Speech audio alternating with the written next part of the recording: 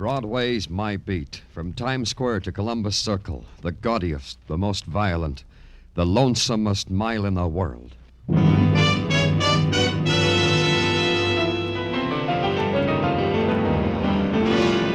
Broadway's My Beat, with Larry Thor as Detective Danny Clover.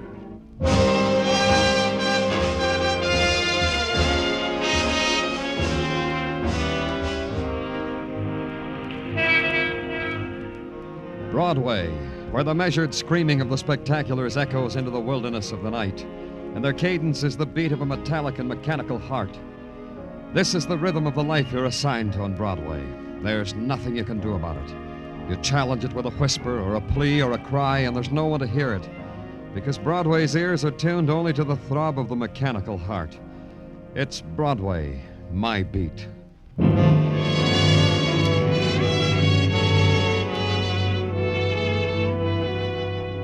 It came at noon, a transcript of a phone conversation requesting the extraordinary pleasure of my presence at the apartment of one Dion Hartley, but urgently, but immediately. So I put my presence in a squad car, brought it to the apartment of Dion Hartley, and placed it therein.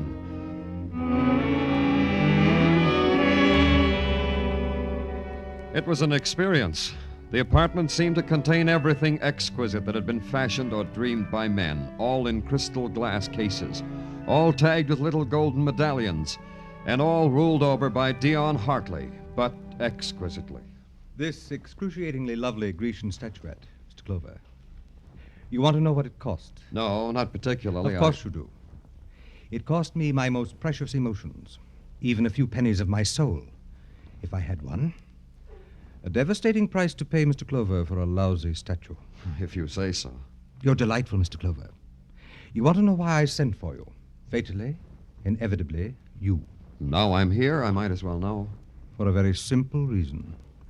I am going to be murdered. Don't look at me that way, Mr. Clover. I'm quite serious. Tell me about it. Look about you, Mr. Clover. My apartment, my possessions. All these reveal a man. Me. Dion Hartley. Satirist for the magazine Satire. Revealing, no? Up to a point. Exactly. Only to a point. You would not know, for example, that I am abysmally weary of all this, that all these are only toys, that I have played with them, caressed them, and quite had my fill of them. Up to here. So? So I have gone on to playing with other things, more variable, more thrilling, more impassioned. You're out of my depth, Mr. Hartley. Like what things? Like human emotions, to be exact. An exquisite hobby, Mr. Clover. Humans and their emotions. I get my kicks that way. That's the kind of man Dion Hartley is, huh? That he has become.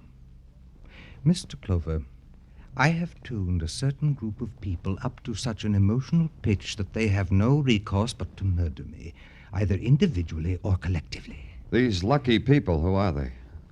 That's for you to discover, Mr. Clover. Wait a minute. You tell me you're going to be murdered. You know the people who might murder you. Still, you won't tell me who they are. I'm suddenly part of the hobby, huh, Mr. Hartley? Exactly. How discerning of you. But you'd better explain it to me anyway. It gives me profound pleasure. This is an exquisite game I have created, Mr. Clover. You are now a part of it. I have made these certain people want desperately to kill me. I shall now make you want to stop them from killing me. And what do you do during all this? Nothing. Precisely nothing. I have set marvelous passions in motion. It's like a play. And I'm dying to know what happens at the final curtain. Does it interest you, policeman? No. I shall make it more interesting. A proposal, my policeman. If I am not murdered and lying in the blood of my death at the end of this week, say, I shall pay off with $50,000 to your favorite charity. Will you save my life, Mr. Clover? His fingers reached out and lingered on my lapel long enough to capture a piece of lint. Then they fell away. From him it was a gesture, a smirk. But it was something else. It was his way of making terror and pride a single emotion. Dion Hartley wasn't kidding. So it began, the inquiry as to why a man had to die violently, a man who dared me to stop his dying. Dion Hartley. Broadway knew him as a brittle sophisticate who wrote brittle bits for a 6-bit magazine called Satire. I went there to the magazine's offices. They opened doors for me and supplied long cigarettes and short coffees until the editor could see me. Then the editor could see me. Sit down, please. Thanks. I'm Danny Clover. Shake, Danny Clover. I'm Sybil Raynard. I was just wondering that suit you're wearing. I like the way that fits across the shoulders. Who's your tailor? I bought it off the rack. Well, that's a twist I never thought of. Now tell me why we're chatting. Because of Dion Hartley. You're his friend, I suppose. Then we shouldn't be chatting at all. We should be screaming at each other. You hate him, huh? How pulpy. I love him. It's just extraordinary what Dion can do to a person. Now tell me why I'm answering you. I got an interest in Hartley. He's afraid he might die. That would make you a doctor who I wouldn't talk to. An insurance agent who I'd have thrown out of here. A policeman who I wouldn't talk to, or... A friend of Dion's. A good friend. Oh. You too? Well, you never know. Welcome, Danny Clover. People want to kill him. What people? Me. I'd want to kill him. I said I loved him. On odd days of the week, starting with Tuesday, I hate him.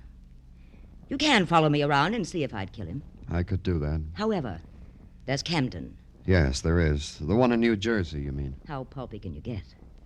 I mean Camden Drake. Camden the writer. The Greenwich Village Camden. Camden Drake will kill Dion someday. You want to make a wager? I could make you a fine, interesting wager, Danny Clover.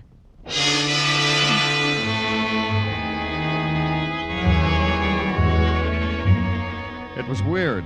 It made no sense. A policeman tracking down a crime that hadn't been committed. A crime wanted and willed by a man who knew its shape was his own death by murder, and who had called in a policeman to prevent it, if the policeman could. Any setup as insane as that takes special handling. So I handled it in a special way. Sybil Raynard had given me the cue. She wouldn't talk to a policeman, she said. So I stopped being a policeman. I became just the good friend of the good Dion Hartley, and then Dion's other good friends talked to me. Camden Drake was no exception. Dion sent you to me? Yes, Camden. Dion said you and I'd have a lot to talk about. Dion is never wrong. You're a writer, he said. I write. That must be very interesting, to write. Most of the time, it stinks. Huh. Dion said you have great talent. He said you were... Promising? Promising. That's funny. He never told me that. Oh? Is that the lot we have to talk about, Mr. Clover? No, I've heard other things about you. You have? Like what? Like if Dion should be killed, murdered would be more exact, it would be you who murdered him. Ah, that makes for interesting talk. You don't want to know who told me that? Not especially. But that kind of talk could get back to Dion. It could even break up your friendship. Doesn't that bother you? No. And I'll tell you why, Mr. Clover. Because the friendship between Dion and me can't be destroyed by the ugly mouth of Sybil Raynard. You knew all the time, Camden. What's this, Camden? A manuscript you were working on? Yes, and put it down. You won't mind if I glance through it. Dion said... Put it down, I said. Put it down! Take it easy, Camden. It's not polite to slap friends of Dion. If you read a word of that manuscript, I'll kill you. It's that good. It's huh? only for Dion to see. Only for Dion! Do you hear me? Yeah, I hear you, Camden. But maybe Dion will never get to read it, because he'll be dead. Because maybe you'll kill him before you finish it. Is that why he sent you here? Because he thought I'd kill him. Maybe. Oh, he's so wrong. So wrong. He's got it mixed up, that's all. He should know it's Joan. It can only be Joan. Joan? He didn't tell you about her?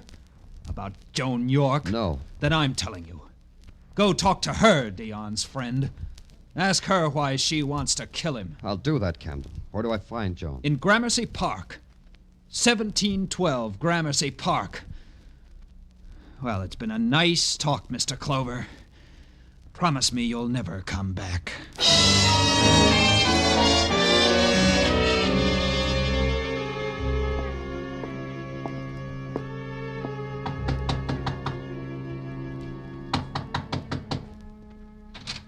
Yes, who is it?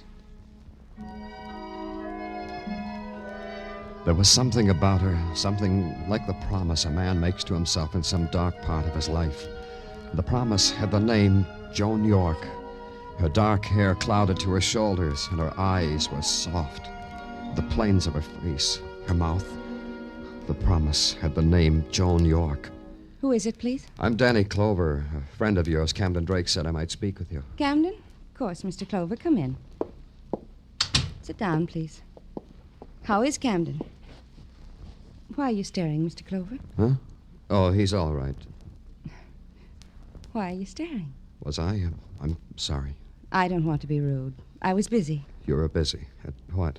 Illustrating, Mr. Clover. I do that for the magazine, for satire. You wanted to speak with me? Yes. We were talking, Camden and I, about a man, about Dion Hartley, about Dion's manner of living, his manner of dying. That's when your name was mentioned. Who are you, Mr. Clover? Another of the charmed circle? A worshipper at the shrine of Hartley? Another of Dion's errand boys? It's a way of stating it. Go back to the great Dion, Mr. Clover. Go back and tell him you had your fingertips on my brain and you beguiled me with your charm. Miss York. Tell him you did all that and you finally learned that I wished that Dion Hartley were dead. I wished him dead, Mr. Clover. Tell him that. Why do you hate him so much? That's a searching question. I hate him because of what he does to people. To Camden Drake? To him. To others. But to him. I don't want Camden to disintegrate. To be a friend to Dion Hartley is to sow the seed of your own destruction. But you know that already. I know. Then you know the disenchantment that Hartley causes. Hartley sneers at the world and passes it on to all who touch him. That's death to a talent like Camden's. And you'd wish Hartley dead for that? I've already told you that, Mr. Clover. Take it back to your Mr. Hartley. Sit by his feet and look up at him, adoring, and tell him I said so. You'd better go now, Mr. Clover.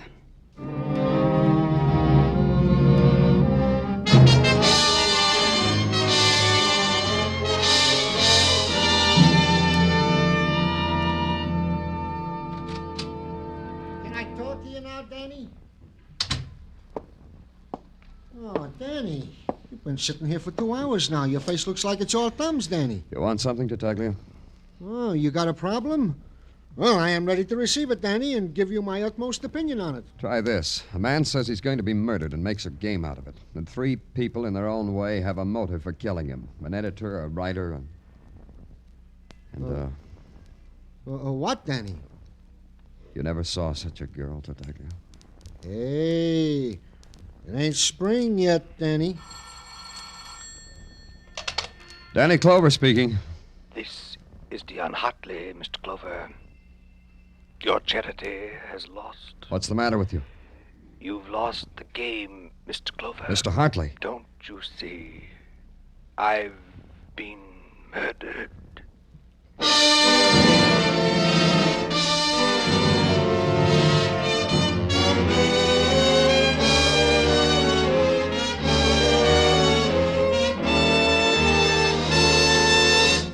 You are listening to Broadway's My Beat, written by Morton Fine and David Friedkin, and starring Larry Thor as Detective Danny Clover. Money, music, fun, and action. Whatever you want, CBS has it for you this Saturday night. Money, $53,000 in cash and prizes in Sing It Again's Phantom Voice Jackpot. Fun, a full measure with the Goldbergs, with Arthur Godfrey's Digest, with the campus kids of Young Love. Music, how can you beat that hour with Vaughn Monroe and Gene Autry? And action, you'll get it with Gangbusters. They're all heard every Saturday on most of these same CBS stations. So be listening.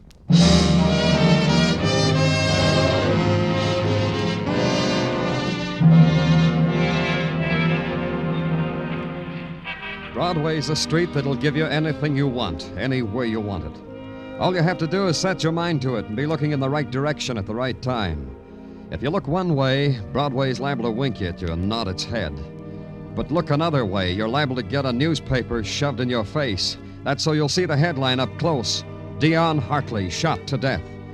Then you keep on investing in later editions to find out what juicy set of circumstances made Dion Hartley a murder victim. It was my job to gouge out the facts. At headquarters, Sergeant Gino Tartaglia summed it up tersely. Oh, we got a murder mystery on our hands, Danny. You think so, huh? Yeah. And you would have nothing to worry about if he was just frisbeeing a button. Look, Tartaglia, I've got troubles enough. Huh? Well, what troubles? I haven't done this for a long time, Tartaglia. Passed myself off as something I'm not.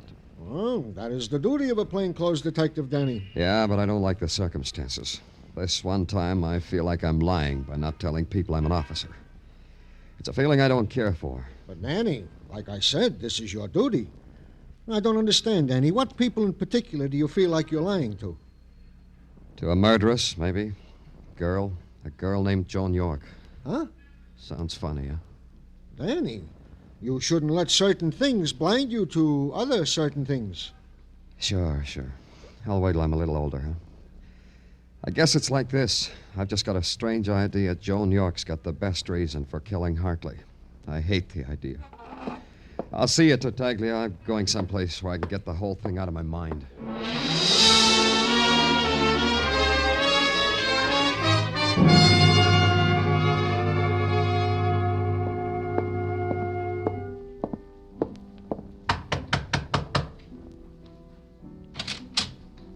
Joan, What is it? What do you want, Mr. Clover? I wanted to talk to someone whose wish came true. Mine came true. Dion is dead. Is that what you mean? That's part of it. And the rest? Tell me the rest, Mr. Clover. May I come in, Joan? I want you to. That music, it's... Lovely. Haunting. For you. Is it like that for you, Mr. Clover? like that, but more like... Where's it coming from? Man in the apartment across the air shaft. He's a student. He plays like that 4 hours a day. 4 hours? To the minute. But we can't let it stop us, can we? We have to talk about Dion's murder, you and I. Why do you say that? Because that's why you came here to me. Because you were Dion's friend. And because you were Dion's friend, you want to know if I killed him. There could be another reason. Joan, listen to me. Why do you do that, Mr. Clover? Was I doing something? You're different today. The way you say my name, it's gentle. Makes me want to run to you like a child. I didn't mean... No. Please don't be embarrassed. It's me. It's the way I talk. Words have no meaning unless they say what you mean. That makes it easier. You were right, Joan. I want to know if you killed Dion Hartley. I have to know. I have to. Listen to me, Joan. You wanted him dead. You had a motive. At least the police would call it motive. I hated Dion for destroying people I've loved. Is that motive for killing a man? Yes. A good one, don't you think, Mr. Clover? You tell me, Joan. I'll tell you. But not now. Not now. When? Later. Take me to dinner, Mr. Clover. The Casca. It's a little restaurant with music. Just down the street. 8 o'clock. Is that all right for you? 9 o'clock? I'll be there, Joan. Thank you, Mr. Clover.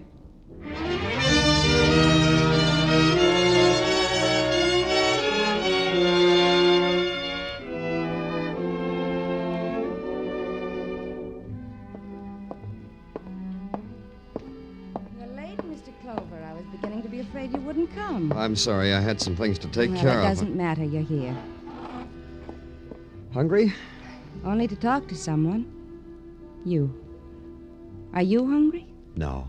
Then we can just sit and talk. I've been thinking, Danny, What? What were you thinking? that we're very much alike, you and I. How, Joan? There's a kind of terrible loneliness in you. I know it. No, don't stop me. I know it's a loneliness. Because you couldn't understand so well all that's empty and lost and frightened in other people. I know nothing about you, Danny. How did you get so far along so fast? You're frightened, aren't you, Joan? No, not that. It's not the right word. Released, free, lonely. Are those the words? It depends. On what I may have done with my life? Or someone else's life? On that, Will you dance with me, Danny? I want to.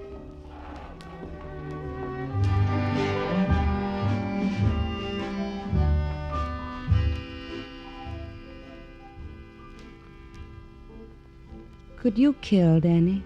What? A man like Dion Hartley. Could you have killed him? I don't know. I think you could have. A man like that. Did you? Somewhere, somehow, he must have given you motive, too. No, I didn't kill him, Joan. I know you didn't. I just wanted you to consider it for a moment. The thought of killing Dion.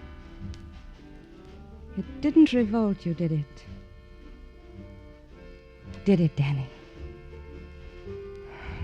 Dance with me, Danny.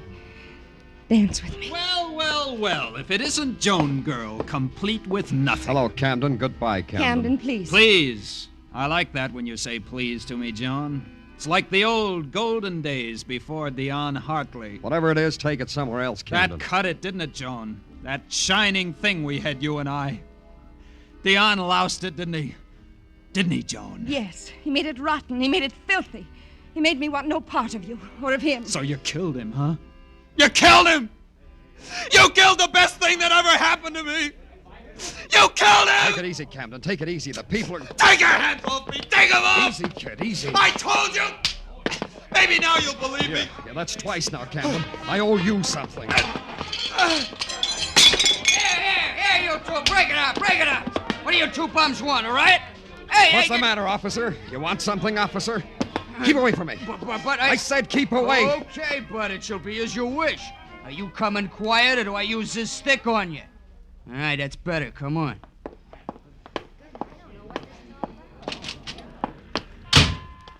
Thanks, Patrolman Meshikoff. You did great. Look, I'm only a stupid ox, Danny, but I don't get it. You, I should arrest. Yeah, exactly that. I didn't want those people to know I was a cop. Oh.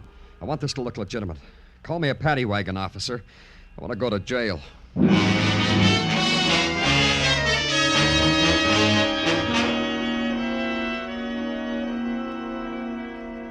Hey, Danny! Hey, Danny, wait for me! What is it, Tartaglia? Well, word has it you got tangled up last night, Danny. Barroom brawl with a guy named Camden Drake. So? Well, I was just talking to Demchuk, the ambulance driver. He just brought in Camden Drake. Oh, no. Yeah, Danny. Shot. They found him in an alley off Bank Street in the village.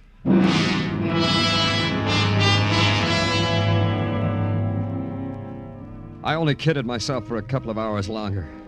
I told myself maybe Sybil Raynard, the editor of Satire. I told myself that and had her checked and found out she'd flown to Florida immediately after my interview with her and had been confined to her room with the flu since she got off the plane. Airtight. Then I stopped kidding myself. I set everything up with headquarters and walked to where I had to go. And all the way there, the streets were gutters. And where I walked, people looked away.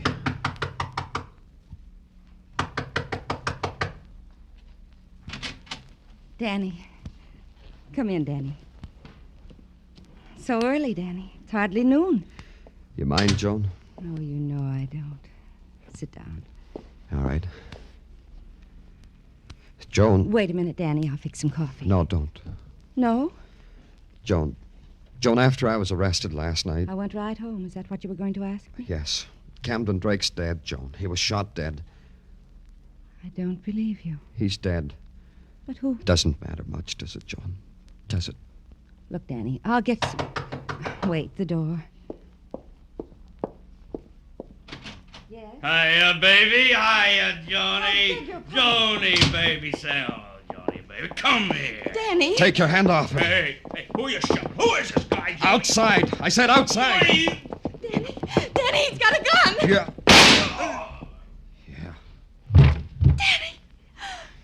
Danny, what did you do? Don't worry about it, Joan. I'll get him out of here. But you've just... He's dead, isn't he? Get away from him, Joan. You don't have to look at him. Look, listen to me. I'll get him out of here. This doesn't have to concern you at all. You understand that, don't you? Where will you go, Danny? I've got some money. Europe, maybe. I don't know. Take me with you. What? Take me, Danny. I just killed a man, Joan. You don't deserve to share that. Danny. You just stay here. I'll get rid of him. Danny, I killed Dion Hartley. Don't stare at me, Danny. Yes, I killed him. I think you knew that, didn't you, Danny?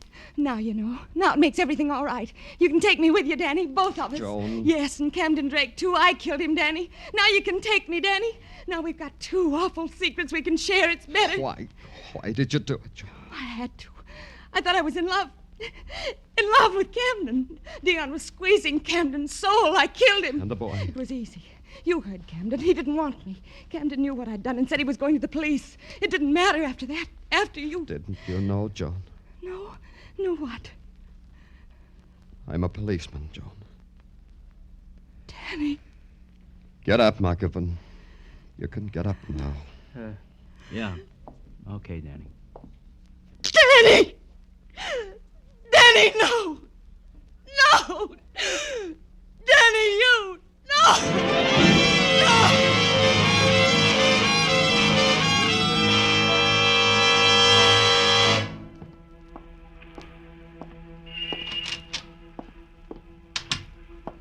Hi, Danny. Nice morning, huh, Danny? I'd glad to run out and get you some coffee, if you'd like some coffee. Oh, Danny. Danny? These things.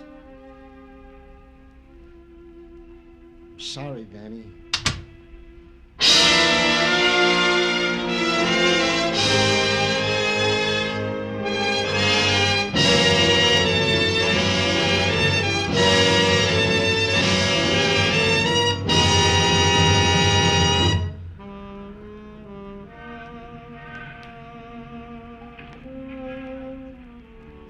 It stretches out in front of you, this mirage called Broadway.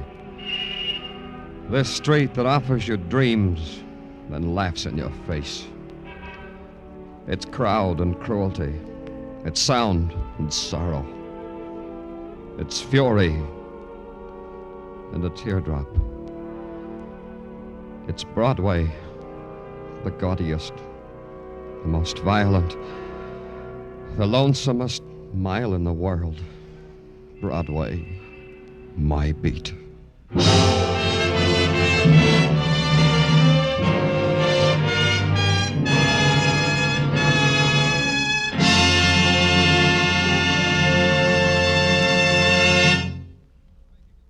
Broadway's My Beat stars Larry Thor as Detective Danny Clover with Charles Calvert as Tartaglia.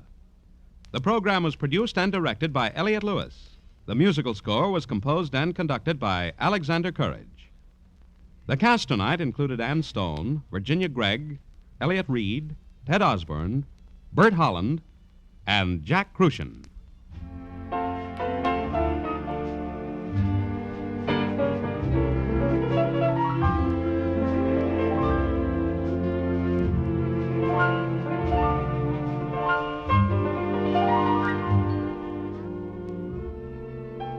America has always been known as the melting pot of the world. All peoples of all races and color and religions living together within the boundaries of a free democracy. The melting process has been long and difficult, but as each year passes, it becomes much easier because part of the mixture now is tolerance, and tolerance can bind a nation together. Help America to always retain her democratic reputation through your tolerance. Accept or reject people on their individual worth and for no other reason than that. Joe Walters speaking.